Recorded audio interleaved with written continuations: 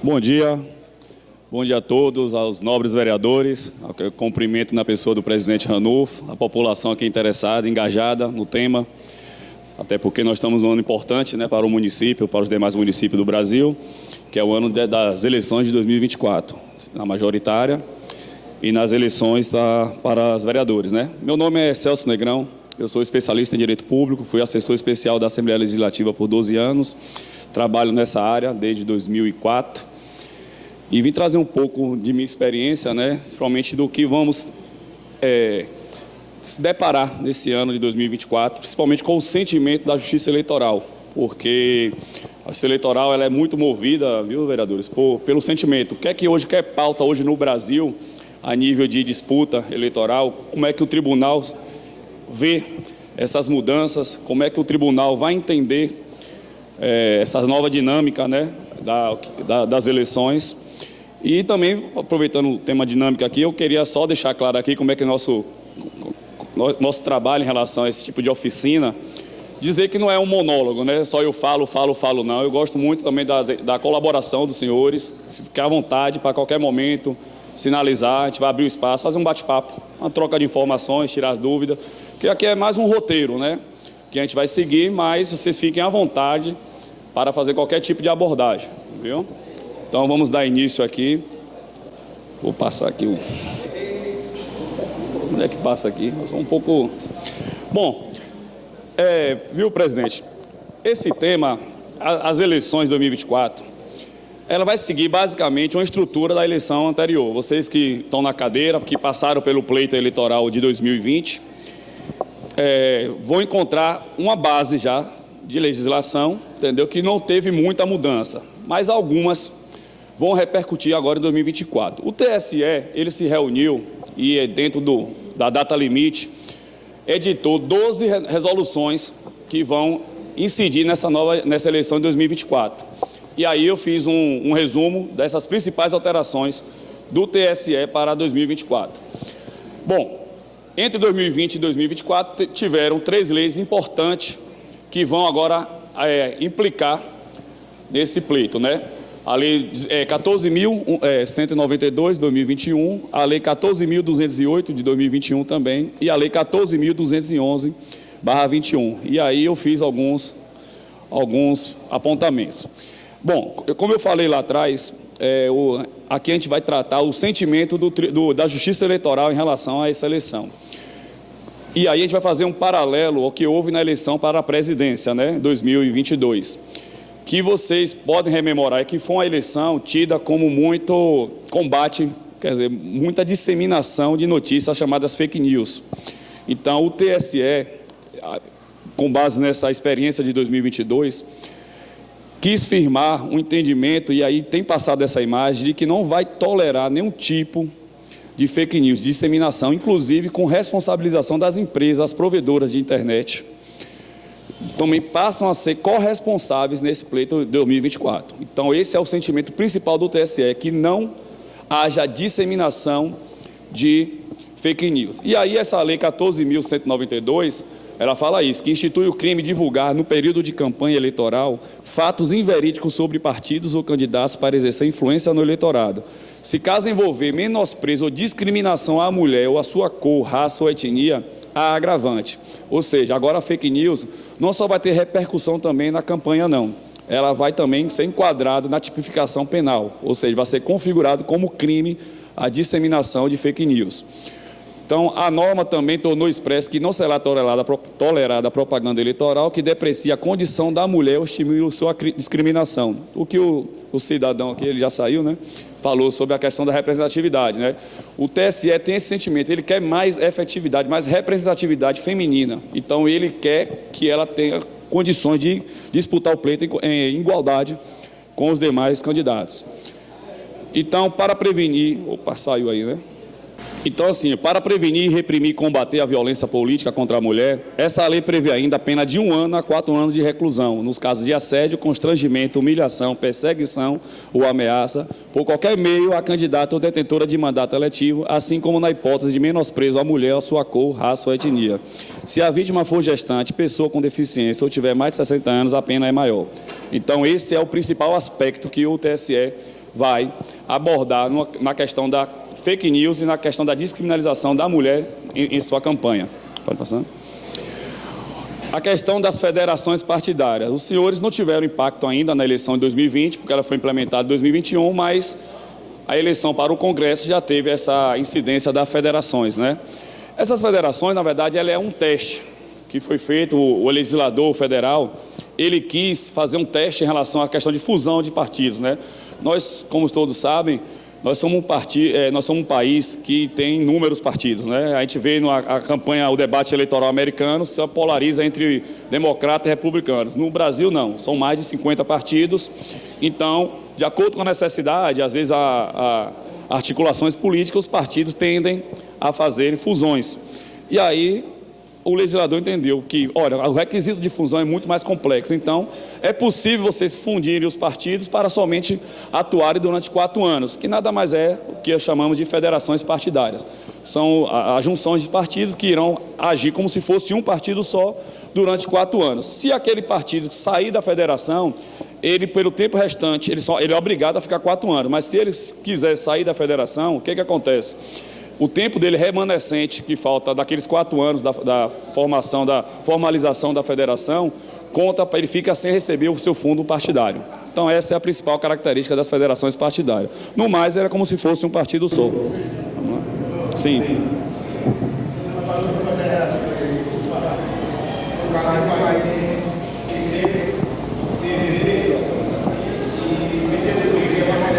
Certo. Quantos candidatos a vereador pode ter esse trecho? Como eu te falei, federação, ele é um partido, ele funciona para a Justiça Eleitoral como se fosse um partido só, independente de quantos estejam ali aglomerados. Então, para a Justiça Eleitoral, essa federação é um partido. A regra dela é a mesma de qualquer outro partido. São 100% das vagas mais um. Se nós temos aqui só quantos vereadores? 11, né? Então, essa federação terá direito a 12 vagas. Oi? Tá. Então, doutor, os 3 partidos, ele só pode ter 12 candidatos. 12 candidatos dos 3 partidos. Exatamente. E aí é que entra, eu fui consultado em Porto Seguro sobre justamente essa questão da federação. Vamos lá. Principal tema.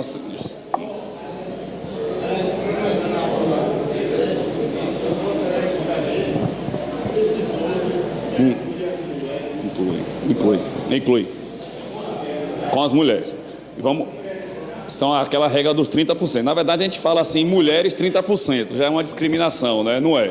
Na verdade, a letra da lei, ela fala que tem que ter em um do sexo, pelo menos 30%. Ou seja, podem ter 70% mulheres e 30% homens. Tem que ter 4 mulheres.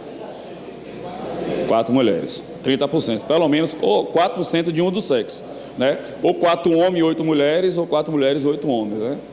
É porque a gente reproduz essa fala, geralmente, pela questão da minoria, 30% mulher, não é. A letra da lei, ela fala que tem que ser de um do sexo, né? E ainda vai ter uma novidadezinha que eu vou falar mais adiante. Mas, então, a federação, e aí entra aquela questão, mas como é que vai ser decidido as vagas dentro da federação? Bom, a federação, quando ela se forma, ela submete, ela cria, é obrigatório criar um estatuto que vai regular as relações dos partidos dentro da federação. Então, esse estatuto, ele vai dizer quanto cada partido terá indicação de vaga. Você falou PT, né? PCdoB.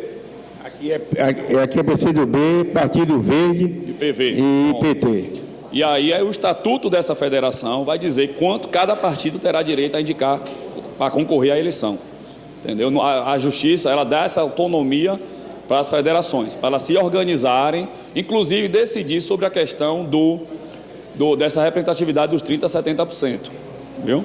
Mas para a visão da Justiça Eleitoral, a federação é como se fosse um partido só, embora tenha essa aglomeração de 3, mas para a regra da ocupação de vagas é como se fosse um partido só, com um CNPJ específico, vai ter somente um CNPJ, arrecadação de recursos somente para esse CNPJ e não para cada partido, muito embora o fundo partidário vai ser totalizado, viu? E aí entra essa questão agora justamente do limite de candidaturas, né? Que essa, no debate eleitoral, tem sido a principal mudança para essa eleição. Porque nós víamos, né, daquela possibilidade de coligações nas proporcionais, que você tinha aí, se não coligasse, era 150%, coligando, teria 200% das vagas disponíveis na Câmara. Então, agora a regra mudou. Não podem mais coligações a gente sabe, na minoritária, né, nas proporcionais, mas o número de vaga com isso passa a ser sempre 100% mais um. No caso prático, Iguaí serão sempre, cada partido terão que registrar 12 candidatos e candidatas. Entendeu? Essa é a principal mudança para essas eleições. Vamos lá. Bom, aí tem aqui a participação política. Aí entra justamente isso aí, vereador, a questão que o senhor perguntou agora, do 30%. E tem uma novidade ainda. Diz o seguinte: a emenda constitucional de número 117, ela estabeleceu que cada partido deve disponibilizar recursos do fundo eleitoral, do fundo partidário e tempo gratuito de rádio e televisão, respeitando o percentual mínimo de 30% e máximo de 70% entre homens e mulheres, mesmo percentual especificado para o registro de candidatura de cada gênero. Aí outra jurisprudência constitucionalizada da Corte Eleitoral, que é o TSE, foi de que as quantias dos referidos fundos e do tempo de rádio e TV devam ser distribuídos na mesma proporção do número de pessoas negras registradas pela agremiação para concorrer ao pleito. Essa aí vai ter um impacto também, porque eu até vou colocar aqui, viu, senhores, sem tomar partido de nenhum lado político, mas a eleição passada para o governo, nós tivemos aquela discussão sobre a cor do ACM Neto, que ele se declarou pardo. Isso tinha uma razão de ser. A questão de que a declaração de negro pardo, ela tem impacto justamente nessa proporcionalidade que trata essa mudança da emenda constitucional, que era a questão justamente da distribuição de fundos, porque na medida que você tenha registrado e você vai declarar, no momento de registro de candidatura, a sua cor, e aí vai ter lá na frente, a gente vai tratar melhor, o próprio sistema vai identificar o percentual de negros e pardos declarados naquele partido e vai fazer o cálculo de distribuição do fundo partidário, e aí se inclui também o tempo de TV e rádio. Então, tem essa distinção. Então, vai ser importante a gente já pensar como vai declarar, porque isso vai ter impacto. E aí, vou até adiantar um pouco aqui. Lá no registro, quando o sistema do TSE, que foi fruto dessa resolução que eles deliberaram agora em fevereiro, diz o seguinte, que o próprio registro vai confrontar com aquela sua declaração quando você fez o título de eleitor. Se tiver divergência, vai abrir uma apuração e o Ministério Público vai atuar para, de fato, determinar qual é a cor do candidato, justamente para poder atender a essa regra do percentual. Vamos lá. A fidelidade partidária, vocês já estão vivenciando isso agora, né? É uma novidade. Antigamente, você só poderia sair do partido durante o seu mandato se tivesse a chamada justa causa, né? Você teria que ir à Justiça Eleitoral, pedir a declaração, que a gente entrava chamada ação declaratória de justa causa, para que a Justiça Eleitoral declarasse que aquele vereador, aquele detentor de mandato eletivo tem justa causa para sair do partido, seja por perseguição, por ficar fora dos debates, e aí ele teria que demonstrar na Justiça. Agora a lei fez uma alteração. Ela diz o seguinte, que pode ter a anuência do partido, ou seja, se você conseguir sua liberação junto ao partido, não precisa ir ao TSE buscar essa declaração, e também abriu aquela chamada janela partidária, que vocês já estão no período, né? Que inicia o período de 30 dias, que são 6 meses antes do pleito em anos eleitorais. Vai se encerrar, iniciou agora 7 de março e encerrará no dia 5 de abril, né? Então já está tendo essa movimentação, nós estamos em pleno período chamado de janela partidária. Bom, aqui também é uma novidade, né? Nós estamos vivenciando agora as transações bancárias via Pix, e aí o TSE é atento a esse tipo de transação, até porque foi extinto, né, o famoso DOC, né? Então o TSE começou já a trazer essa novidade da questão da movimentação bancária via Pix. Então é o quê? Vale destaque ainda a inovação sobre a possibilidade de arrecadação financeira de campanhas pelo Pix, desde que a chave do recebedor, ou seja, o candidato tem que ser o CPF, aquele candidato que receber recursos via Pix, tem que ser a chave cadastrada do CPF, não pode celular, não pode e-mail, entendeu? Então, quando for fazer a abertura de conta, tem que indicar o seu CPF para fim de arrecadação de recursos. Essa é uma das mudanças. A outra, isso aqui eu vou falar, mas a gente vai aprofundar um pouco mais adiante, que é o seguinte, é a questão do show mix. Você lembra aquela prática utilizada antigamente, que os candidatos contratavam artistas, né, para fazer os seus shows e, ao mesmo tempo, reunir, né, o eleitorado e buscar o apoio. Então, é o seguinte, isso foi proibido. Isso aí já não é novidade agora, não. Já tem 2, 3 eleições municipais que já houve essa proibição. Só que tem o seguinte, O TSE, o STF, essa matéria foi questionada do STF sobre fora do período de campanha. Por quê? Se vocês lembram, na corrida eleitoral da presidência, a discussão sobre o apoio daqueles artistas, né, somente o sertanejo, a Jair Bolsonaro, e aí gerou muita discussão se isso configuraria abuso de poder político, e aí o STF enfrentou essa matéria. Ele diz o seguinte, outra mudança recente implementada por causa da ADI, que é a Ação Declaratória de Constitucionalidade, julgada pelo STF em 2021, foi a possibilidade de realização de apresentações artísticas ou shows musicais, chamados showmícios, que têm um objetivo específico de arrecadação para campanhas, sem promoção de quaisquer candidaturas. O que ele quer dizer com isso? O showmício em campanha não pode. Mas, por exemplo, nós não estamos em campanha, não abriu ainda o período de campanha eleitoral. Nós estamos em período de pré-campanha, né, que a gente costuma chamar. Poderia fazer showmício? Pode, mas somente para a arrecadação de recursos, sem nenhum pedido de voto, nem de demonstração de apoio. Entendeu? Essa é que é a principal mudança. Showmício pode, para a campanha eleitoral, nunca, jamais. Mas para a pré-campanha, para a arrecadação de recursos, o STF flexibilizou tal norma. Entendeu? Então, vocês tenham isso em mente. Vamos lá. Aí agora, isso aqui já é mais questão prática mesmo. As resoluções do TSE, não mais aquelas leis, ele trouxe uma das mudanças, né, o calendário eleitoral para o ano de 2024. Então, nós estamos em março, dia 7 de março, é a data a partir de qual até 5 de abril, considera-se justa causa para a desfiliação partidária de vereadoras e vereadores, a mudança de partido para concorrer a cargo de prefeito ou de vereador, que nós falamos há pouco, a chamada janela partidária. Em abril, dia 6, é a data limite para o registro no TSE dos estatutos de partidos políticos e federações, viu, presidente? A questão das federações aí, é até o dia 6 de abril que vocês têm que registrar o estatuto dos partidos que vão concorrer às eleições de 2024. É uma data. Continuando no dia 6, é a data limite para que a pessoa que pretenda se candidatar nas eleições de 2024 esteja com domicílio eleitoral no município, ou seja, os senhores vereadores ou candidatas que vão concorrer têm até o dia 6 de abril para transferir seu domicílio eleitoral para Iguaí. E também a data até qual o presidente da República, a governadores, governadores, as prefeitas e os prefeitos que pretendam concorrer a outros cargos renunciam mandatos em exercício. É aquela hipótese, viu, gente, que para não configurar a reeleição, alguns chefes do executivo, eles renunciam ao mandato, entendeu? Para concorrer em outro município.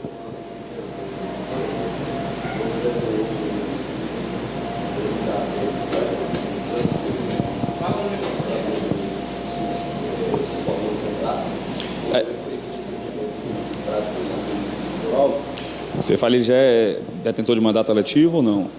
Não, ele quer sair candidato de outro município, quer transferir.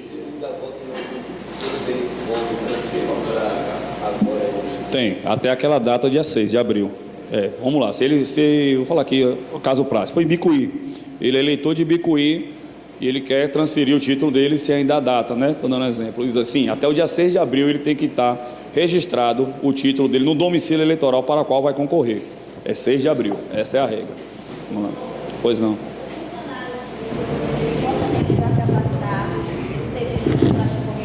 Bom, essa pergunta ela é um pouco assim complicada, vou dizer por quê. Eu respondi uma consulta a semana retrasada sobre isso.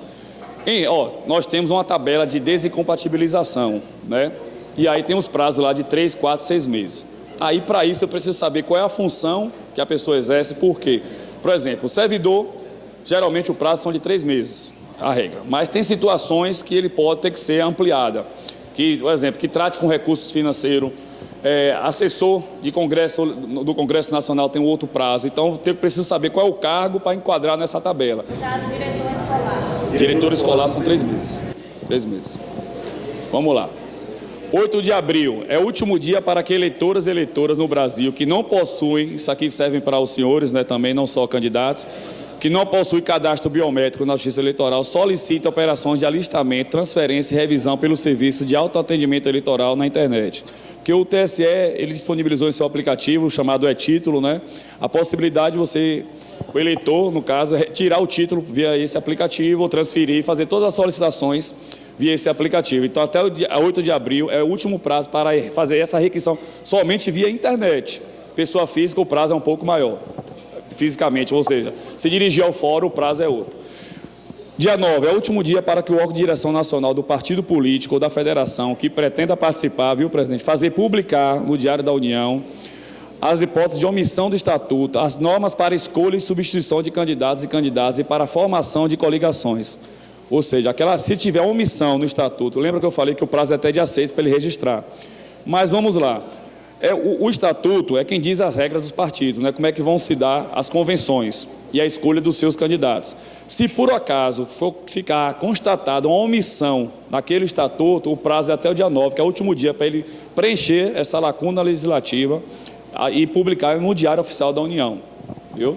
Então, até recomendo os candidatos, no caso da federação, a regra vai estar lá. Então, é preciso atentar, solicitar o estatuto dessa federação, ver se está bem clara, né, a regra lá da escolha dos candidatos.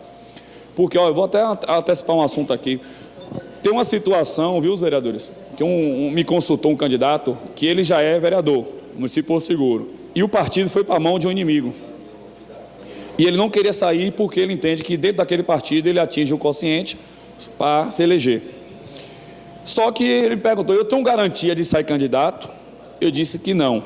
Vou lhe dizer por quê. Porque o estatuto é quem vai dizer. Antigamente, os estatutos, para darem uma proteção ao atual detentor de mandato eletivo, colocavam a cláusula dizendo o seguinte, que é assegurado uma das vagas ao quem exerce mandato atualmente. Só que o TSE entende essa cláusula como inconstitucional. Então, a disputa vai estar aberta. Entendeu? Em regra, no mundo ideal, a convenção, você não vai ter garantia. Você vai ter que ir para uma convenção disputar a sua vaga. Entendeu? Então, é importante ficar atento à convenção do partido, ao estatuto do partido, para saber quais são as regras, né? E até caso impugná-la. Tem que ser antes do período de convenção, justamente porque para dar tempo da justiça se manifestar. Então, continuando, dia 9 é a data a partir de qual, até a posse das pessoas eleitas, aqui serve para o presidente e prefeito, é vedado aos agentes públicos fazer, na circunscrição do pleito, ou seja, em Iguaí, a chamada revisão geral da remuneração dos servidores públicos, servidoras públicas, que exceda a recomposição da perda do seu poder aquisitivo. Ou seja, até 9 de abril, as câmaras municipais e o Poder Executivo podem editar a lei da chamada revisão geral anual, aquilo que está no artigo 37, inciso 10 da Constituição, que é aquela recomposição inflacionária. Passado esse prazo, ele não pode editar nenhuma norma nesse sentido, entendeu? Se ultrapassar o índice oficial. É até o dia 9. 9 de abril, isso. Então, é o prazo fatal. Vamos lá?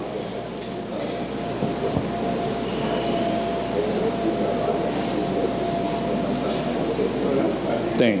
É o que eu respondi. Assim, depende do cargo. Não, aí tem que analisar a situação. Tem situações que são 6 meses antes, secretário, são 6 meses antes. Oi.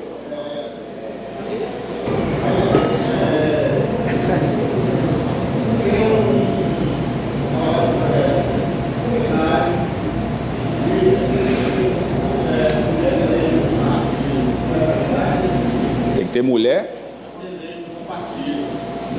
Não necessariamente não. Mulher eleita no partido? Não. Essa é o que a lei assegura, é a candidatura, porque você não pode determinar a quantidade de mulheres eleitas, né? Nem de mulher nem de homem. Então, assim, fugiria porque vai estar todo submetido a um sufrágio, né, ao chamado voto à eleição. Então, você não tem como a lei determinar, tem que se eleger uma mulher. O que se pode fazer, o que se pretende e que se combate é que tenha o máximo de participação feminina no pleito, entendeu? Aí o êxito depende.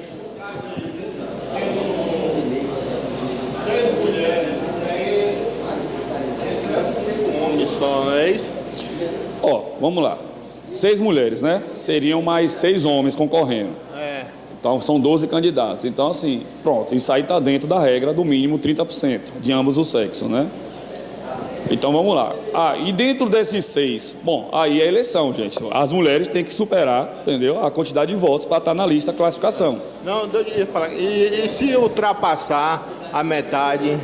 Sim, não tem problema. Não tem problema, mulher, Nenhum. não? Não, nenhum. Não tem problema nenhum. O que a lei assegura é o mínimo.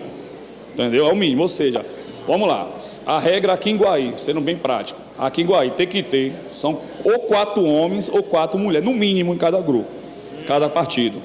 Ou seja, podem ter 6 homens, 6 mulheres, 7 homens, 5 mulheres, 7 mulheres, 5 homens, entendeu? Pode ter 8 homens E 4 mulheres, o mínimo é 4. Tem que ter 4 de pelo menos um do sexo. Você podem ter um partido com 12 mulheres? Não. Seria ideal, eu acho o máximo. Pode ter 4 homens e 8 mulheres, né? Podem ter, o mínimo 4, entendeu? E aí eu vou até aprofundar um assunto aqui. Ô, doutor, deixa eu lhe fazer uma pergunta. O senhor me disse anteriormente aí, no caso, eu sou do PSD, sou eleito pelo PSD. Então, se eu não, até o dia 9, se o presidente do PSB não quiser que eu seja candidato, eu não tenho segurança nenhuma no partido? Não é ele que não quer, entendeu? Quem vai determinar? Vamos lá. Vamos ser bem práticos. O que acontece?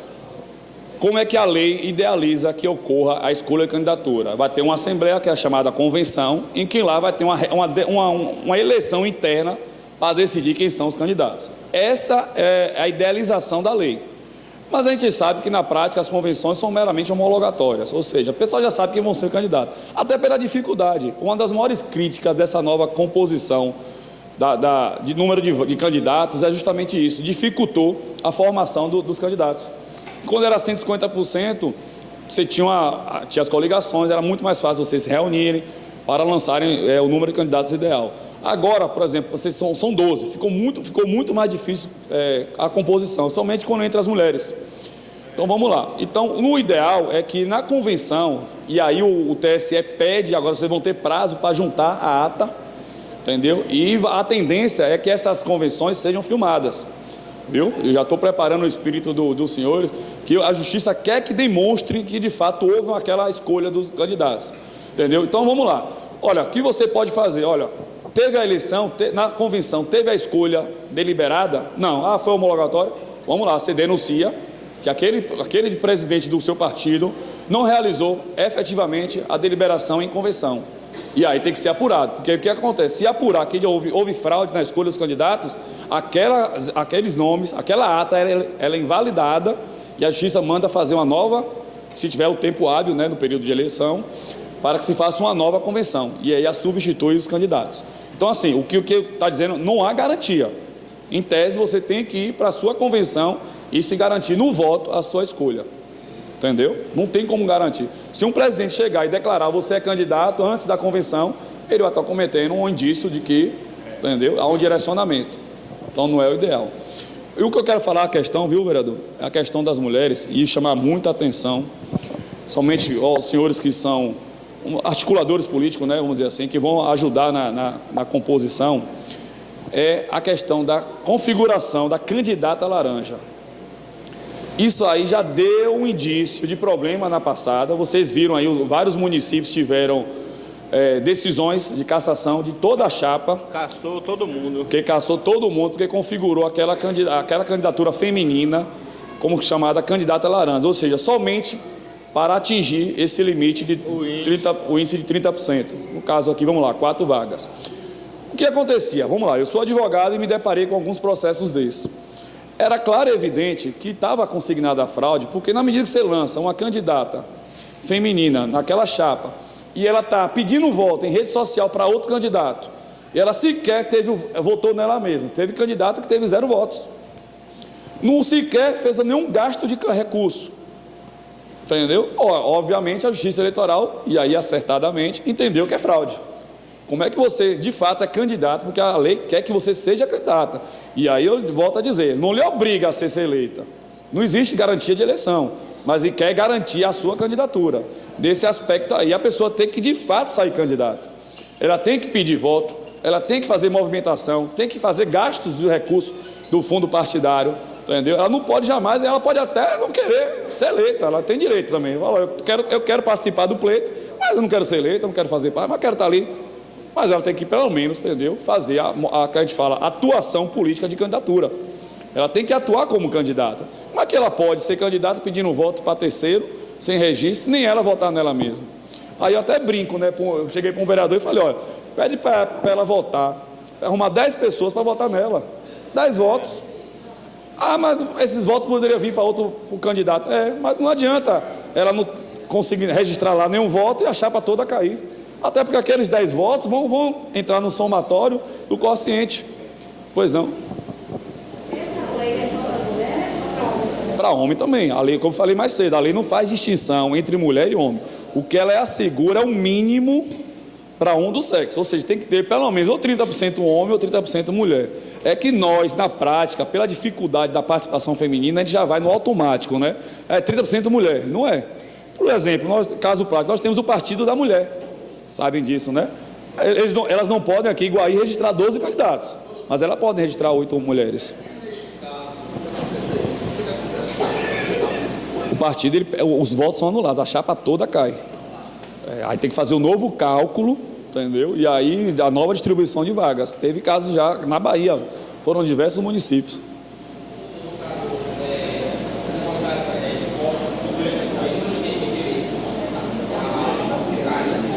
Sim.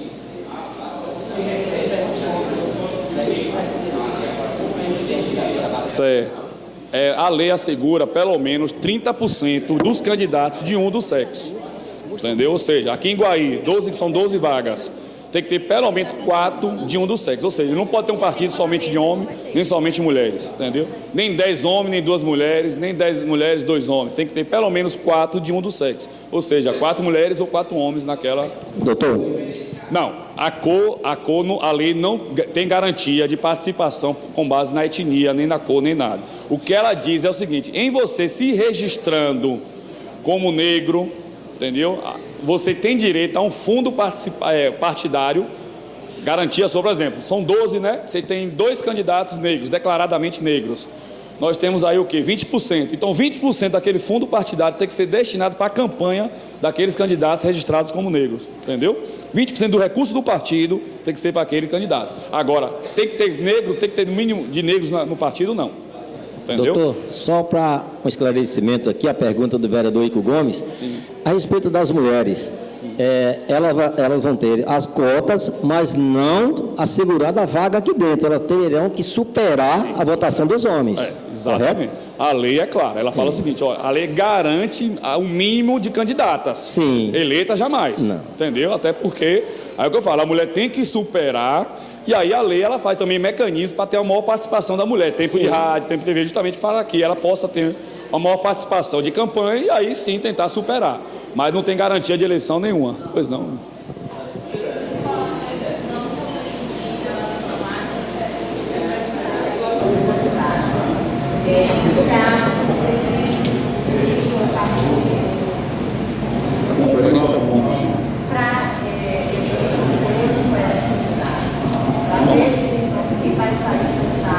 Vamos lá. Até dia 6 de abril tem que estar, aquele que for concorrer, vamos lá, ser bem prático, né? Concorrer em Guaí, ele tem que ter o domicílio eleitoral e estar afiliado no partido até 6 de abril. Vamos lá. Vou dar um partido aqui, por exemplo, você quer sair candidato, então até dia 6 de abril você tem que estar registrado aqui no município, com título de eleitor, como domiciliada em Iguaí e, além disso, registrada também no partido pelo qual pretende concorrer. E quando eu falo em registro, é afiliação. Você tem que ter afiliação, tem que estar na lista de afiliados do partido, que é submetida sempre à Justiça Eleitoral. Dito isso, entendeu? Como é que vai se dar a escolha? Bom, a escolha, como eu falei aqui para o presidente, olha, você vai ter que participar da convenção e dentro da convenção você tem que buscar o seu apoio para sair, configurar na lista de candidatos. A convenção é no município. O partido, todo partido, o diretório municipal, vamos lá, vou dar um exemplo, PT, né, que falou aqui, o PT vai ter uma data específica da convenção dentro do prazo. Até quando? Vamos lá, a convenção inicia dia 20, entendeu? E o registro é a partir do dia 6, salvo engano, 20 de julho. Aí as convenções, ele abre o prazo, não quer dizer que tem que ser dia 20 não, vai abrir o prazo para que os partidos marquem as suas convenções e aí a partir das convenções, que é uma reunião, uma assembleia, vamos chamar assim, ela vai definir quem são seus candidatos. E aí eu lhe digo, as mulheres vão ganhar vantagem, porque todos os partidos vão ter dificuldade hoje na composição desses 30%. É o que eu falo, quem tiver candidata pode puxar para o seu partido, candidata forte, para ajudar no quociente, porque está tendo muita dificuldade e aí é o perigo, né? Porque se você preencher de qualquer forma a cota feminina, vou falar cota feminina pela realidade prática, não quero nenhuma espécie de desvantagem feminina, não. É porque dificilmente a participação da mulher supera a do homem, né? Infelizmente. Até o nosso amigo ali falou que gostaria. Também, quando eu chego na casa legislativa e eu vejo um número de representação feminina, eu até enalteço, eu gosto muito. Ô, doutor, Pois não. gostaria de fazer uma pergunta. Claro. Partido PT, PV, PCdoB. Por exemplo, só o PT lança candidato, só o PV lança candidato, e o PCdoB esteja inativo, não lança candidato. Aí os dois podem chegarem a 8 candidatos? Pode? Não, os dois, vamos lá. Você entendeu? Uma das regras em relação às federações é que pelo menos um dos partidos, diretórios municipais, esteja ativo e registre candidatos. Outra pergunta. Estou citando aqui exemplo. Sim, claro. PCdoB, PV e o PT. E o PV, o PCdoB não tem interesse, não queira participar, o PT, como tem direito a 8? Não tem direito a 12. A 8 na 12? A 12. Não tem direito a 12. Tem direito a 12. Para a justiça eleitoral, vamos lá, a eleitoral, vamos lá, vamos supor que a eleição lá, PT, PV e PCdoB. Ela não quer saber qual é o partido, não. Ela quer saber, aquela federação tem quantos candidatos? 12. Pronto. A disposição dos candidatos, quem vai determinar é o estatuto. Se do estatuto der autonomia para o partido recusar indicar candidato, é válido. O partido dele acabou, pô. É isso que diferente no meu caso de estatuto. Como aqui nós temos o PT, o Partido Verde e o PCdoB. Eu citei esse por exemplo. Sim, claro. Sim, claro. O PSDB, o PSD. Só o PT. O PT pode lançar. Pode. Porque a lei fala o seguinte, tem que ter pelo menos um diretório ativo desses 3 partidos. Entendeu? Tem que ter pelo menos um ativo. Se ela falasse assim, olha, se a lei exigisse que a federação tivesse os 3 diretórios com representação, ou os 3 ativos, aí teria que ser os candidatos, pelo menos, de cada um desses partidos. Mas a lei fala que não, basta ter que ter um diretório ativo, e aí a escolha é dentro da federação. Entendeu? Se a federação, os partidos estão se recusando, vamos lá, até por questão até de raciocínio, se os partidos não querem lançar dentro da federação, talvez também porque isoladamente eles não vão lançar. Entendeu? Só que eles se reuniram porque a federação tem uma repercussão no somatório de tempo de propaganda, de fundo partidário. Então, por isso, às vezes, a federação, em tese, ela tem que ter uma afinidade, entendeu? De atuação política. É um dos primeiros requisitos, né?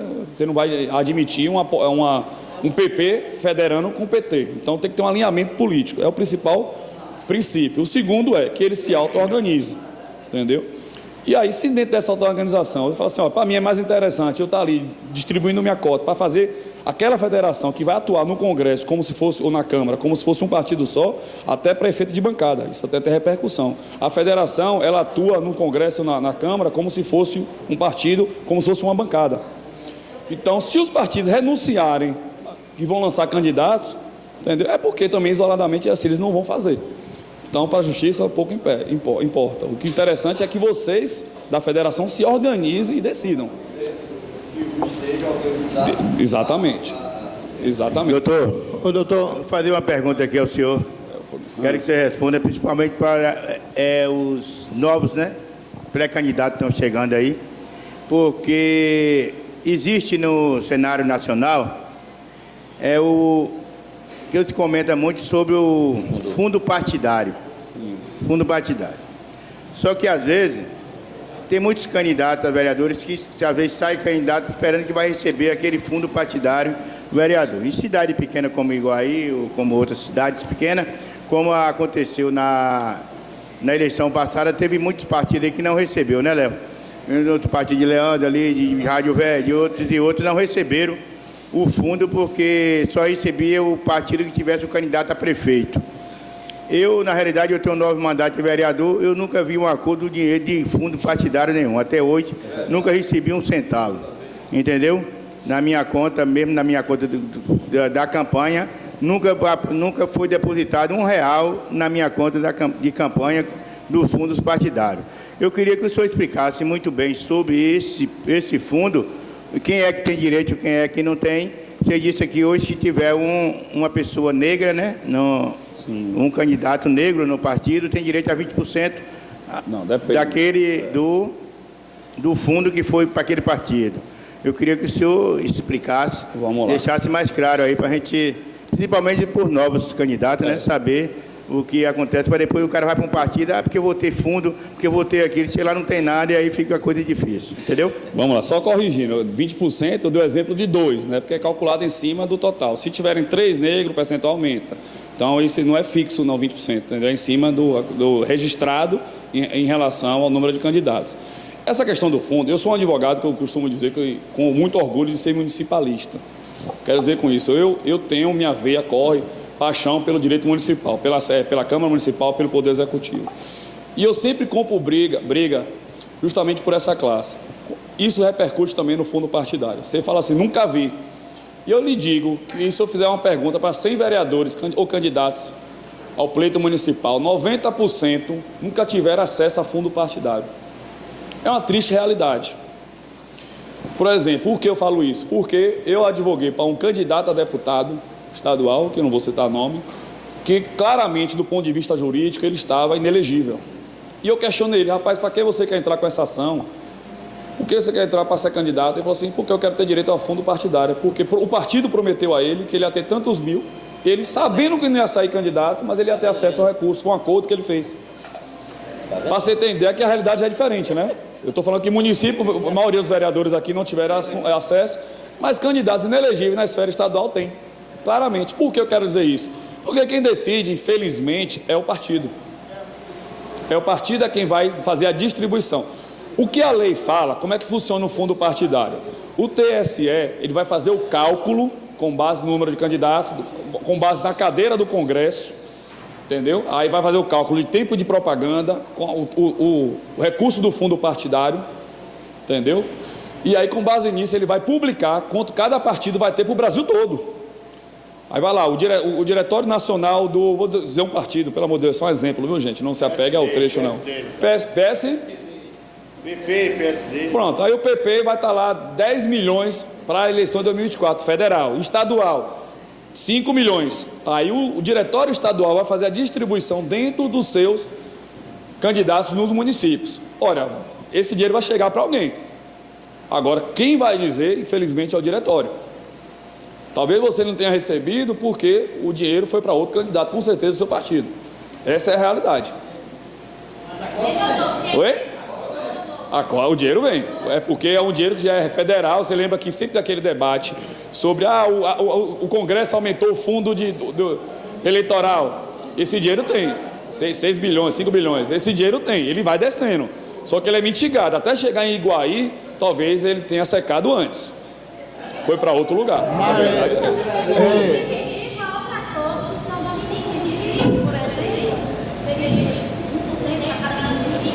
Olha, é o que eu falo. A lei eleitoral, ela dá muita autonomia para os partidos se organizarem, reunir, como é que vai se dar a convenção, inclusive o gasto dos seus recursos. A lei jamais vai dizer, olha, tem que ser dado para Iguaí 1% do... Não tem como. Entendeu? É o diretório estadual dentro, aí vem o prestígio político, infelizmente, eu estou falando, é uma realidade. Talvez, por exemplo, o partido queira que aquele município ali faça o prefeito, então ele vai alocar o recurso ali. É a estratégia política do partido. Ah, por que não chegou no vereador? Porque talvez o foco tenha sido uma majoritária em outro município. Mas o dinheiro existe. Aí você fala, no mundo ideal, a lei assegura 10% estou dando exemplo, 10% para o candidato negro. Mas às vezes não tem nada para ele, 10% de nada é nada. É uma triste realidade. Doutor. Olha, o seu segundo partidário está chegando até o município, por exemplo. Por exemplo, eu pedir a PSC. Aí chega aquele recurso. Ou seja, eu como candidato, pré-candidato, eu não tenho direito a aquele recurso, ou seja, apesar de eu entendi que você falou, tem direito, porém, o partido vai escolher o candidato que esteja, vamos supor, mais forte que ele. Mas só que a lei não obriga que ele repasse a todos os candidatos? Não. Infelizmente não. É o que eu falo, seu prestígio político junto ao seu diretório que vai decidir a quantidade de verba. Pode ser que você tenha tanto prestígio que ele coloque 50% do recurso dele para ti. Pronto. É a autonomia do partido. Entendeu? Mas ele vai dizer, o que eu falo para os candidatos, vocês têm direito a pedir. Isso vocês têm. Vocês têm direito a pedir. Ô, doutor, deixa eu te perguntar aqui, aproveitando a fala do vereador Nedino, Nedo falou que dos 3 partidos, PV, PT e PCdoB, né, Nedo? Que vão se juntar. Esses 3 partidos, vem o fundo eleitoral para cada um? Vai. Hã? Vamos lá. Eles vão atuar como um partido. Para efeito de campanha, ele é um partido só. Entendeu? Aí vai a federação partiu lá de cima. Entendeu? E aí repercute na esfera estadual municipal. Então, quando o TSE vai fazer o cálculo do fundo partidário, ele já leva em consideração essa federação, dos partidos que a integram, e vai lá dizer, tal federação tem direito a tanto, daquele fundo partidário. Então vem para os 3 em um partido só. Como se fosse um partido só. Por quê? Aí você tem que entender o seguinte, quando você pegar um estatuto da federação, lá vai estar dizendo como é que vai ser organizado seus diretórios, e quem vai ser centralizado a administração, tudo isso vai estar indicado no estatuto.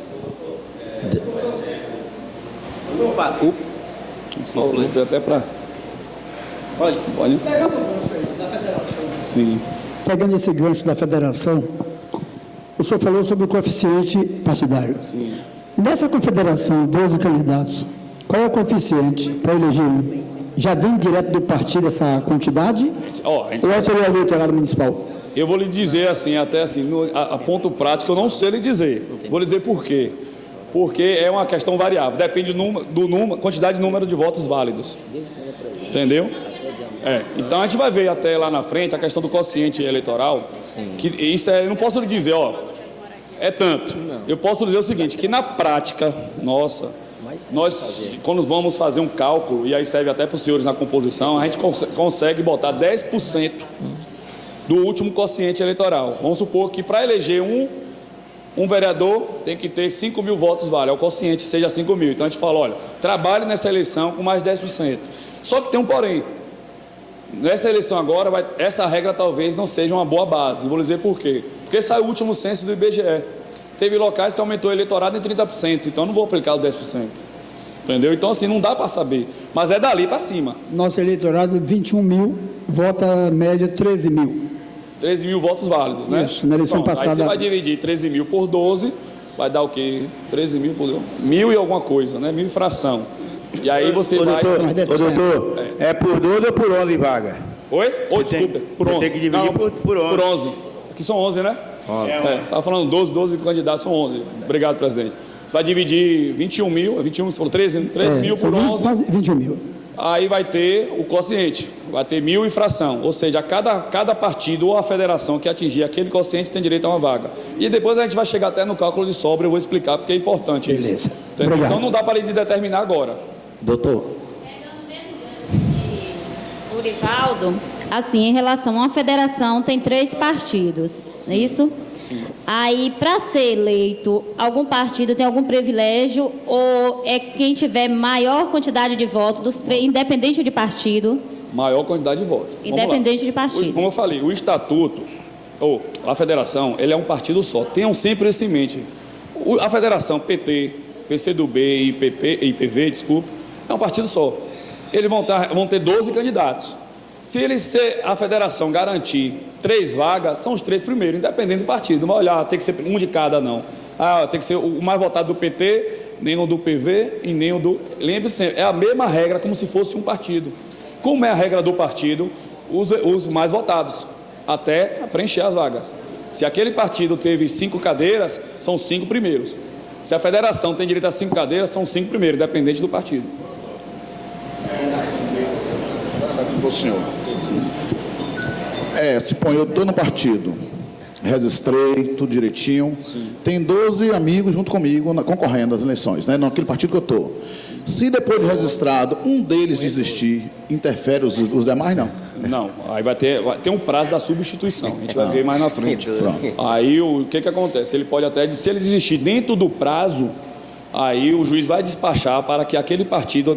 veja bem, quando você vai fazer a convenção, você vai registrar em ata quem são os 12, inclusive a ordem, né, os suplentes. Então, havendo desistência, o juiz vai despachar para que o partido vá indicar quem seja o substituto daquele candidato que renunciou. Não tem problema. Agora, se passar o prazo de substituição, infelizmente o partido tem um a menos. O que prejudica somente o partido, porque na base do quociente, né, para efeito de quociente, vão ser menos votos a serem totalizados. Deixa eu fazer uma pergunta, claro.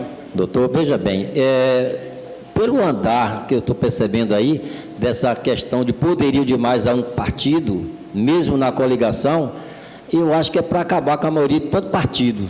Tem muito partido, tá certo? Porque, na verdade, eu acho que deveria ser assim. Se você quer um partido, deveria ser candidato também a prefeito, não só coligar com outro, como está acontecendo hoje, que para nós aqui não compensa mais essa coligação, que não tem mais a majoritária, correto? A minoritária, a proporcional. A minoritária, só tem a majoritária, então não existe mais, então não é bom nessa condição. Nós somos uma república que prega o pluralismo, né, partidário, ou seja, nós temos mais de 40 partidos. Exato. Tem até partido de time, né, que está para ser registrado, que é o partido do Corinthians, né? Teve uma movimentação para registrar o chamado partido do Corinthians. Então, assim, nós temos essa ideologia de muitos partidos. E aí que está, na prática, os partidos pequenos não tendem a ter muito êxito, não tendem. E aí existem atuações, justamente a gente vai ver lá na questão do quociente, a questão das sobras, porque essa discussão da sobra. A legislação foi tão dura com os partidos pequenos que colocou lá a chamada cláusula de desempenho. Ou seja, para você fazer parte da sobra, você tem que atingir um percentual mínimo, que é 80% do quociente partidário. Aí os partidos pequenos já ficam de fora. Eu fiz essa simulação em um município e mostrei que somente 7 partidos, teve 17 partidos que tiveram votos, mas somente 7 participaram das sobras com a regra anterior. O que isso quer dizer? Isso foi feito para os partidos pequenos não terem representatividade.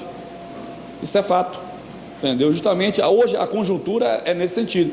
Até aí o STF, para tentar dar uma amenizada nessa situação, e a gente vai ver também, ele julgou aquelas chamadas sobras das sobras. Vocês viram aí o caso aí do STF agora, recentemente, que 7 deputados do PL corriam risco de perda do mandato. Ele decidiu que é procedente, só não ia aplicar nessa eleição de 2022, mas 2024 vai aplicar. Ou seja, aquela norma que tem essa cláusula de barreira que impede os partidos pequenos de participarem do cálculo, entendeu? Ela não vale.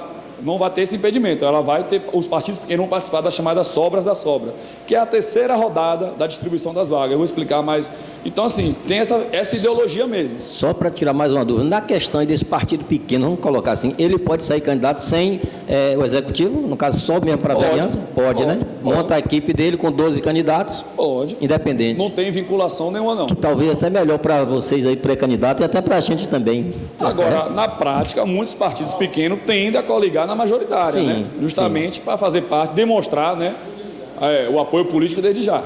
Correto. Agora, acho que você vai fazer uma pergunta? Na verdade, doutor, só uma pequena dúvida na palavra de Sabina, pegar uma parte, quase concluindo. Mas sempre houve essas questões do partido, se a verba, por exemplo, né, o fundo partidário só vem como seja obrigatório a ter um concorrente candidato a prefeito de cada partido. Ou seja, se não tiver um candidato no partido, não tem o direito de ter o fundo partidário. Não, vocês têm o direito de requisitar, potencialmente. Por exemplo, saiu lá o cálculo do fundo partidário. Seu partido, que eu não sei qual é, mas chegou lá, saiu a relação, tem não sei quantos bilhões. Você tem total direito de requisitar. Olha, para minha campanha eu gostaria de ter tal recurso. O que eu quero dizer é porque a gente está focando nesse fundo partidário, mas ele não é o único meio de arrecadação de campanha, não, de recursos de campanha. Porque, na verdade, e aí uma vez eu fiz uma especialização sobre marketing político, por curiosidade, né? Porque na política, marketing anda junto, né? Política, o marketing e o direito andam junto. O advogado que souber um pouco de marketing vai além. E aí eu me deparei com a campanha americana, que nós já vamos tentar colocar já em prática, que é a arrecadação de recursos. Veja bem, o STF mesmo, como eu disse mais cedo, já liberou o showmício para arrecadação, não para a campanha, para arrecadação de recursos. Isso é uma prática tão comum, lá nos Estados Unidos não se discute fundo partidário para os partidos, não. Lá, eu lembro que essa especialização eu fiz pela Assembleia Legislativa da Bahia. Lá foi na época da campanha de Obama, que foi o grande marco de arrecadação de recurso privado. Ele arrecadou 80% da campanha dele, foi arrecadação via cartão de crédito, só para você ter uma ideia. Lá os eleitores que apoiavam Obama, através do seu cartão de crédito, faziam doações. Olha que nós falamos cartão de crédito, imagina. E lá é voltado para a arrecadação privada. Lá eles não fazem campanha pensando, lá é proibido recurso público. Aqui não. Só que aqui vocês estão acostumados pela dor. O recurso público existe, mas não chega. Aí vocês têm que partir para a arrecadação privada e aí tem aqueles mecanismos de limite, né? Depois de renda. Veja bem, doutor, mas aí vai juntar o útil ao agradável, porque a campanha vai se tornar até mais fácil. Sim. Porque o cara está recebendo o dinheiro financeiro e o voto. Porque quem vai doar, ele vai votar. É ou não é? É o que eu falo, fundo partidário para vereador é igual caviar. Vocês sabem que não só ouvi falar. Aí eu falo direto. Quer um exemplo? Saia candidato a deputado estadual para você ver se não recebe. Você vai ver que o partido vai dizer, olha, vereador, eu quero 3 mil votos na sua cidade e vou lhe dar tanto do fundo partidário. Vai ter. Verdade. É porque, como o vereador falou, eles focam muito na majoritária, né? É a galinha dos ovos de ouro deles, né? Dos partidos, né? A majoritária. Então, é a questão dos prestígios de classe. Entendeu? Eu fui candidato a vereador 3 vezes e nunca recebi fundo partidário. Não, eu vou lhe dar um consolo. Você e mais 90%. Acho que todo mundo. Algum privilegiado já deve ter recebido, fato.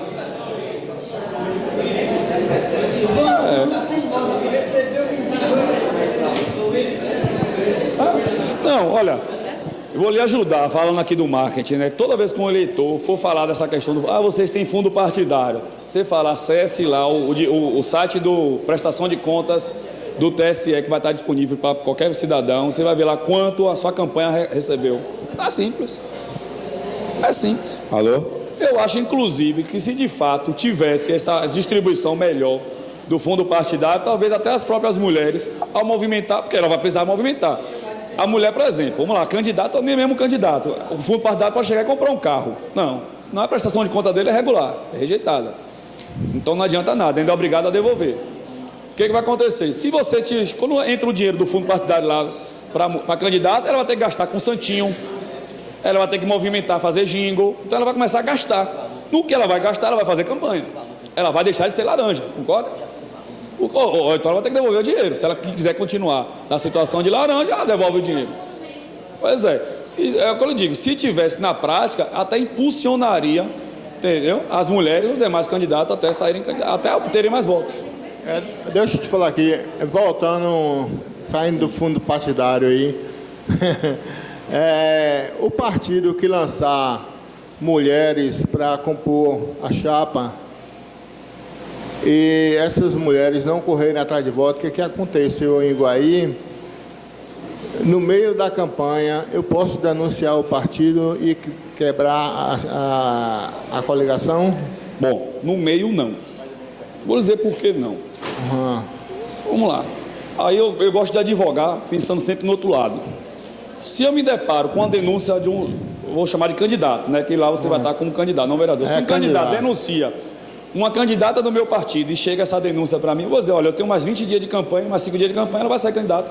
Ela vai fazer a candidatura dela, ela vai deixar para fazer nos últimos 5 dias. A lei não obriga. Não obriga, não é isso? Não obriga. Por isso que esse tipo de ação geralmente ocorre pelo inconformismo do resultado da eleição, primeira regra. Segunda é porque depois de sacramentada, porque aí que você vai ver a quantidade de votos, porque ela vai ter votos. Olha, como é que você vai dizer que você é candidata laranja, se de repente ela aparecer com 100 votos?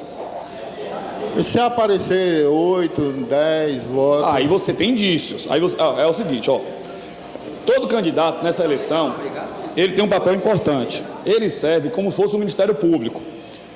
Vocês têm direito a fiscalizar as demais candidaturas, denunciar, chamada representação eleitoral. Então, toda irregularidade que ocorrer a nível de campanha, os senhores, entendeu, têm um dever de fiscalizar e representar. Entendeu? Então, vocês vão atuar nisso. Agora, o ônus é seu. Você que tem que provar que aquele candidato fez propaganda irregular, você tem que provar que aquela candidata é laranja.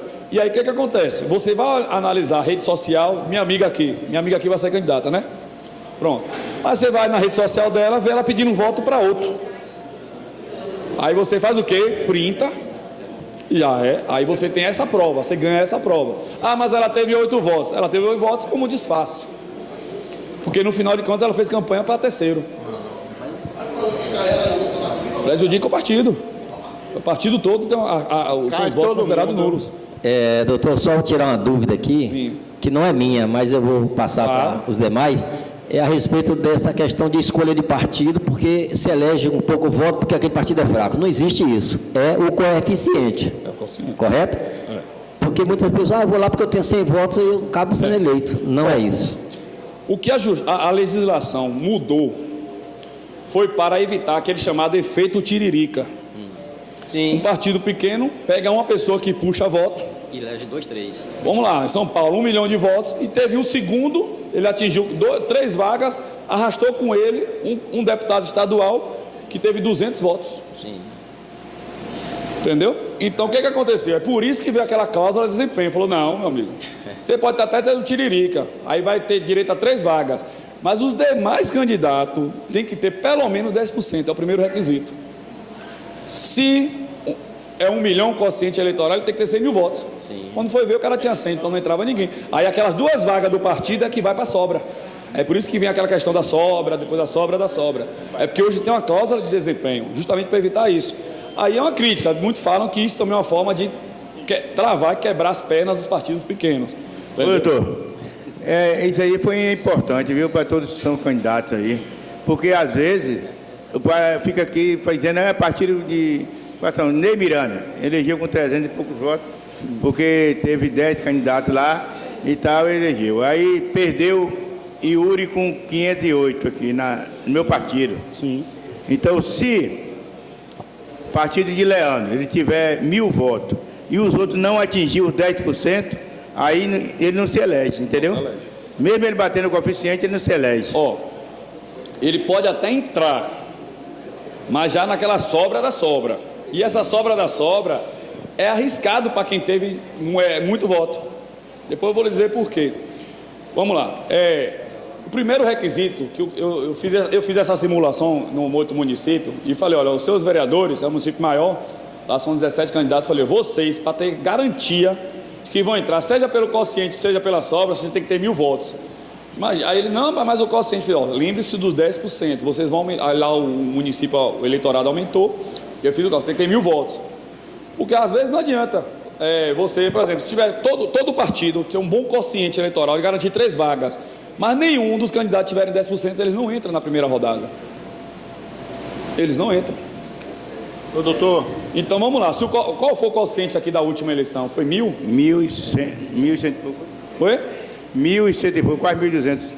1.200. Então vamos lá. 1.200, são 120 votos, o 10%, não é isso? Vamos supor que vocês tiveram 100 votos, os 12 candidatos. Atingiu o quociente, não atingiu? Vamos lá, os 12 candidatos tiveram 100 votos, 1.200 votos, atingiu uma vaga. Mas ninguém teve a cláusula de desempenho. 100 era 120. Aí não entra. Então vocês têm que ficar... É o que eu falo, vocês têm que fazer a campanha para ser o mais votado e ainda garantir pelo menos o 10% do quociente. Então vamos lá, aqui houve um aumento, não foi? Vocês colocaram que teve aumento de eleitores. São 21, teve 13 mil votos. Vamos lá, vocês vão supor que o quociente seja 1.200. Trabalhe para ter pelo menos 150 votos. E eu lhe digo mais, se você quiser ter uma garantia maior, trabalhe para ter 20%. Por que eu estou dizendo 20%? Porque se você não entrar na primeira rodada, vai vir a questão da segunda rodada, que é a 80-20. Então... Porque, na verdade, não é só cada um individual. Todos também tem que procurar buscar. Tem que procurar buscar. Não, vamos lá. Se aqui for 1.200, aí você teve um candidato, teve 800 votos. Está garantidíssimo. Aí os demais tiveram 90 votos. Olha a disparidade. Aí você vai dizer, poxa, nós garantimos, vamos lá, garantimos 2 vagas, mas cadê os demais? Não atingiu a cláusula de desempenho, 10%. Aí ele não atinge nem na primeira rodada, que é 10%. Aí vem a segunda rodada, que é o cálculo da sobra, que é 80 a 20%, 80 por quociente do partido e 20 por o candidato. Se ele não atingiu 10, ele também não atinge o 20. Aí ele vai dar aquela outra vaga para o outro partido, que teve até às vezes uma eleição, uma votação até simbólica, mas maior do que a sua, mas atingiu 20%, ele já entra naquela rodada. Aí o seu candidato, você que teve outra vaga, vai ver se entra na sobra da sobra, que às vezes nem chega lá. Eu vou explicar isso com detalhe, eu tenho um símbolo, um gráficozinho explicando. Sim.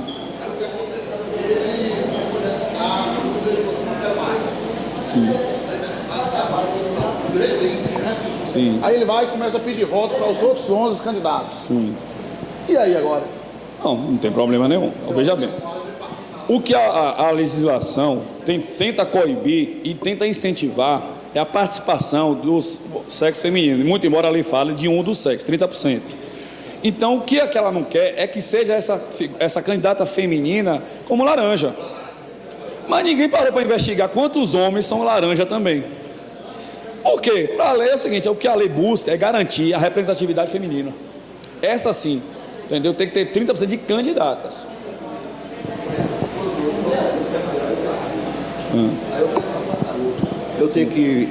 Eu sou filial de um partido e eu quero passar para outro. Eu tenho que... Desfiliação. Eu tenho que fazer isso?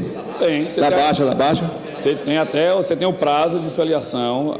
É isso que eu queria 6 de saber. abril, até onde você tem que estar registrado no partido pelo qual você vai concorrer. Entendeu? Você só tem que tomar cuidado com a dupla filiação. Ou seja, você não pode enviar sua carta de filiação ao novo partido sem desfiliar no anterior. Doutor Celso, eu queria saber. Obrigado, doutor Celso. Oi. Deixa eu só lhe dar uma orientação. Era melhor o senhor seguir. Ali, quando chegar no final, aí o senhor faz as perguntas, porque senão não vamos sair. Aqui é mais calendário. Muita coisa eu já falei, mas só vou relembrar. Vamos lá, pode passar. Não, volte aí rapidinho, que eu acho que o anterior eu não falei, não. Em maio, dia 8 de maio, é o último dia para que as pessoas e os presos provisórios, adolescentes internados, sem inscrição eleitoral regular no município onde estejam, seja alistado ou requeira a regularização de sua situação para votar nas eleições. Ou seja, quem estiver preso, tem até 8 de maio para requisitar que vai votar, entendeu, em tal município. Aí a Justiça Eleitoral vai disponibilizar o local de votação para os presos, que geralmente é presídio, né? Dia 15, a data a partir do qual é facultada a pré-candidatas e pré-candidatos a arrecadação prévia de recursos. Aí, a partir de 15 de maio, vocês já estão, entendeu? Facultados os direitos já de começar a arrecadar os recursos, entendeu? Na modalidade de financiamento coletivo, ficando a liberação de recursos por entidades arrecadadoras, condicionada ao cumprimento pela candidata ou pelo candidato do registro ou candidatura. Ou seja, vocês estão autorizados, a partir de 15 de maio, a já começar a arrecadar recursos de pré-campanha. Agora, o partido vai arrecadar, tem que ser pelo CNPJ do partido. Agora, só vai repassar para o candidato se ele registrar. Fica no partido. Não, mas ele fica vinculado àquele candidato. Quando você registra a candidatura, aí ele repassa para o candidato. Está lá, da obtenção do CNPJ e abertura de conta bancária. 15 de maio, a data a partir qual é permitida a campanha de arrecadação prévia de recursos na modalidade de financiamento coletivo, observada a vedação a pedido de voto. Ou seja, você já pode iniciar a pré-campanha, inclusive com pedido de arrecadação. Não pode ter pedido explícito de voto, nem aquelas mensagenzinhas, né, que a gente fala assim, eu sempre brinco, a pré-campanha começa quando acaba a eleição, vocês sabiam disso? Só que aí você tem que ter cuidado. Por exemplo, você assumiu o candidato vereador. Acabou a eleição de 2024, você assumiu em janeiro de 2025, né? Eu sempre brinco com isso. Vocês já podem fazer pré-campanha para 2028. Agora você, como vereador, não vai falar, conto com seu apoio em 2028. Aí você está fazendo pedido de apoio político de voto. Aí é propaganda eleitoral antecipada. Mas a pré-campanha é porque eu estava dentro do curso de marketing, o rapaz fala o seguinte, olha, a legislação foi rigorosa com as campanhas, com os marqueteiros, né? Antigamente, vocês tinham um período de campanha de 2 meses, lembra? A partir de junho já iniciava a campanha. Registrava, 3 meses, na verdade. E aí já registrava e aí pro pau, né? Que a gente fala assim, vamos para a campanha. Aí reduziu para 45 dias. Aí aquele candidato dormiu, que fica esperando entrar no período de campanha para efetivamente estar ali. Mas eles já podem começar a fazer, já tem instrumentos já para chamar da pré-campanha.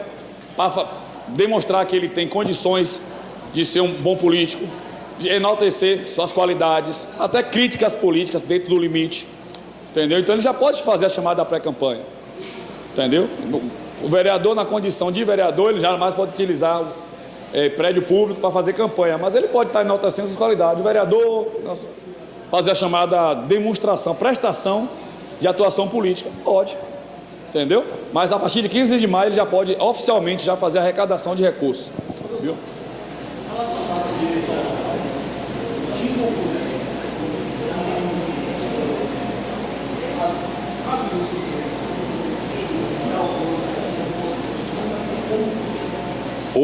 O TSE baixou uma resolução agora em fevereiro sobre essa questão chamada da lei de proteção de dados, né, proteção geral de dados.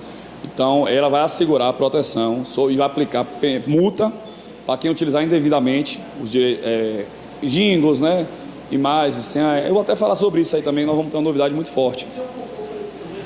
E registrar. Você vai ter que registrar no Justiça Eleitoral e nenhum outro candidato pode alterar ou subutilizar sem a sua autorização.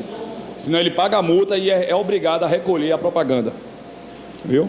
Aí tem uma resolução, se quiser depois eu lhe passo específico, que vem trazendo a questão da proteção de dados e direitos autorais. Vamos lá. Aqui, ó, que eu falei aqui, ó, dia 5 de junho é a data limite para a Justiça Eleitoral. Isso aqui é importante, viu, para os seus candidatos. 5 de junho, a Justiça Eleitoral vai ter que disponibilizar, até 5, né? Pode ser que seja antes. Disponibilizar aos partidos políticos a relação de todos os devedores de multa eleitoral. Ou seja, aquele que for candidato tem que estar no site da Justiça Eleitoral, vendo se seu nome está com alguma multa eleitoral, que às vezes é R$1, gente, R$2, R$3, por não ter feito participado de algum pleito. E aí não sai aquela certidão de quitação eleitoral. Então, vocês têm que verificar até dia 5 de junho, tem que estar atento para saber se tem alguma multa eleitoral para fim, porque quando for o registro, você tem que juntar a certidão de quitação eleitoral. 30 de junho, já está acabando, viu? É a data a partir de qual é vedada às emissoras de rádio e televisão transmitir programa apresentado ou comentado por pré-candidato ou pré-candidato. Ou seja, quem for ser candidato e tiver seu programa em rádio e televisão, não pode, a partir de 30 de junho, mais atuar, entendeu? Como apresentador, nem tem que se afastar. 5 de julho, aqui, ó, aqui já é véspera das convenções. É a data a partir do qual, se estiver em curso o período de 15 dias que antecede a convenção, ou seja, a convenção é dia 20. Se o partido designar dia 20 a data da convenção, a partir do dia 5, entendeu? É permitida a realização de propaganda intrapartidária, entendeu? Para indicação de nomes para concorrer aos cargos de prefeito, vice-prefeito e vereador, vedado o uso de rádio, televisão e outdoor e devendo a propaganda ser removida imediatamente após a convenção. Isso aqui aconteceu um exemplo em Araçás de um cliente, que ele foi parabenizar a cidade, entendeu?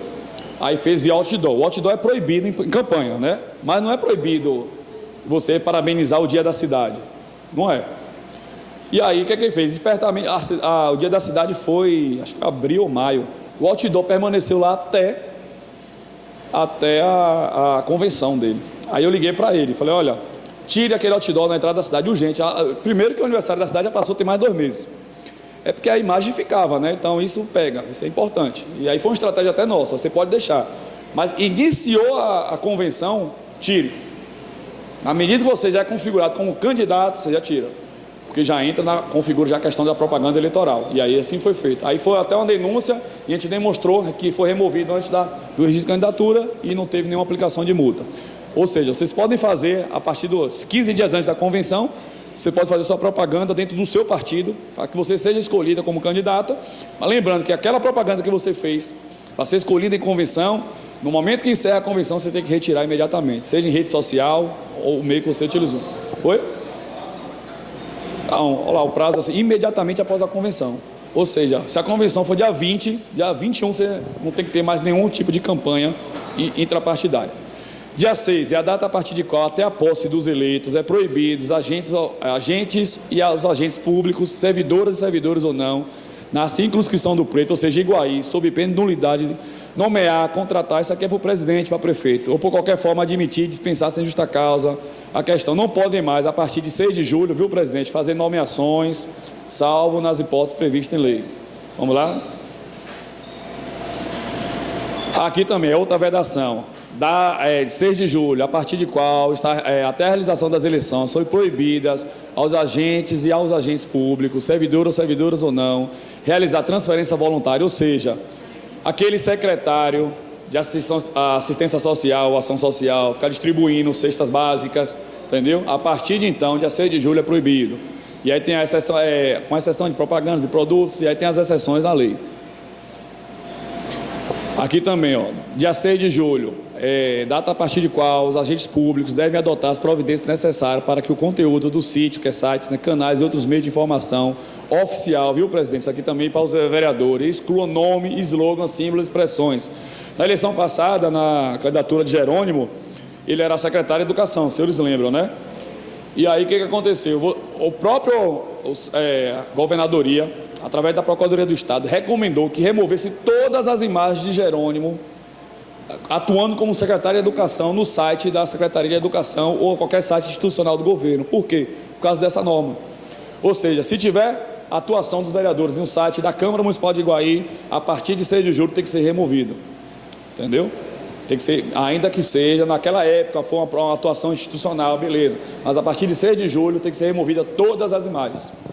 E também 6 de julho, a data a partir de qual é vedada na realização e inauguração de obras públicas, viu? 6 de julho, lembre-se aí, senhores vereadores. Divulgação, prestação de serviço público, a contratação de shows artísticos pagos com recurso público, e também é proibido o candidato comparecer à inauguração de obra pública. Ou seja, até dia 5 de julho vocês podem participar de inauguração. A partir de 6, pelo amor de Deus, nenhum candidato, nenhum compareça à inauguração, viu?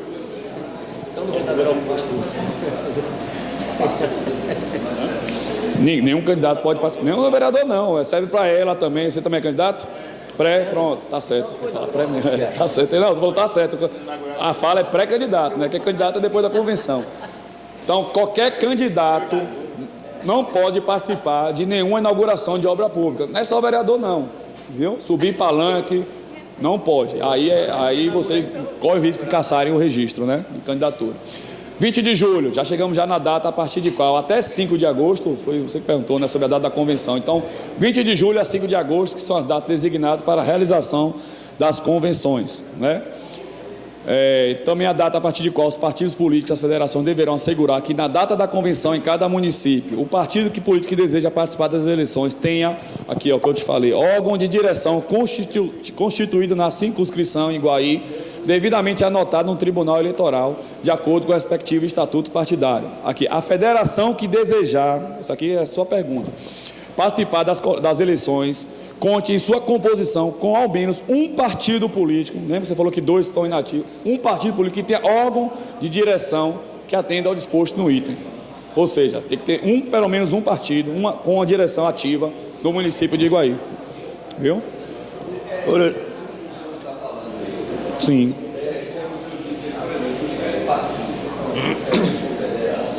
Aí, 12.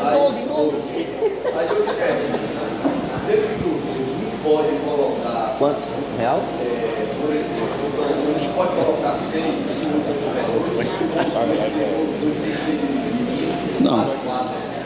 Não tem nenhuma regra de composição. Quem vai dizer é o estatuto. Aí você tem que puxar o estatuto da federação, que ele vai lá dizer como vai ser os critérios de escolha. Se ele vai assegurar divisão igualitária entre os candidatos. Por exemplo, se ele falar assim, se tiver uma cláusula no estatuto que diga a federação distribuirá de forma igualitária o número de candidatos. Ou seja, nós temos 3 partidos para 12 vagas, cada partido tem que indicar 4.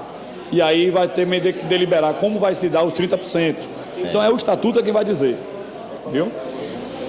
Essa data de 20 de julho é direcionada aos vereadores aqui, são presidente de diretório municipal de algum partido aqui.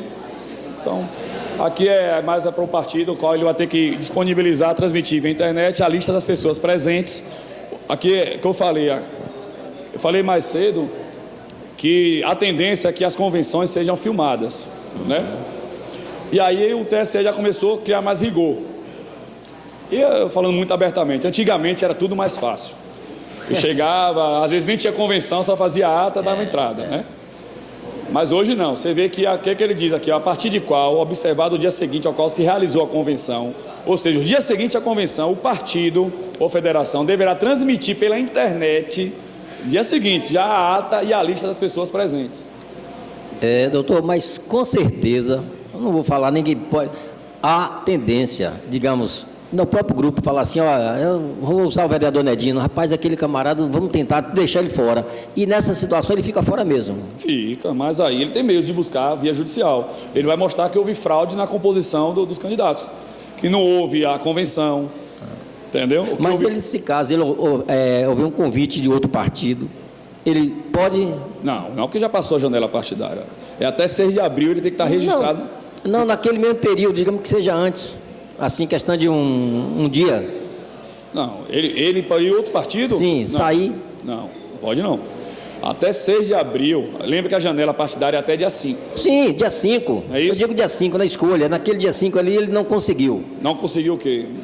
O registro dele no partido. Ele pode, naquele mês dia 5, dar entrada em outro, pode, sem problema nenhum. É isso que eu estou falando. Pode. Viu, Ranulfo? Porque às vezes o cara pode ser para mas aí depois, no último dia pode travar o site aí. Não, mas aí é questão. Mas você está dentro do partido, é problema.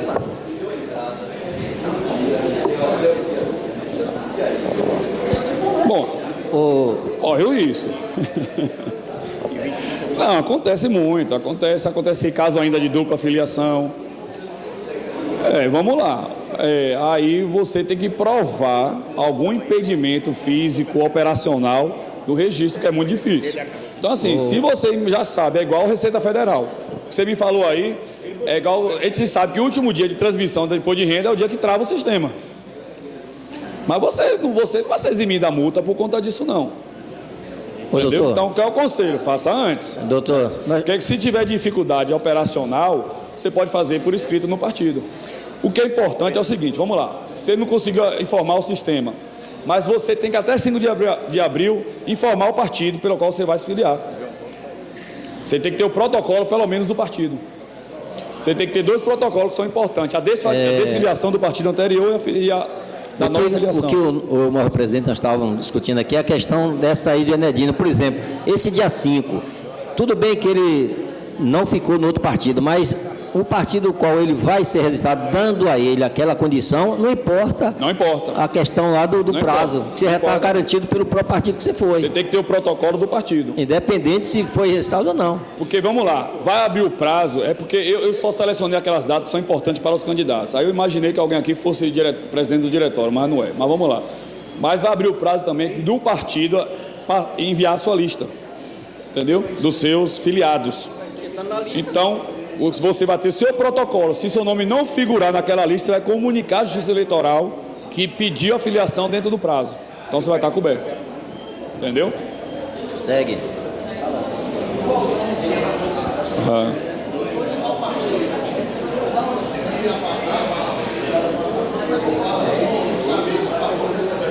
O site do TSE.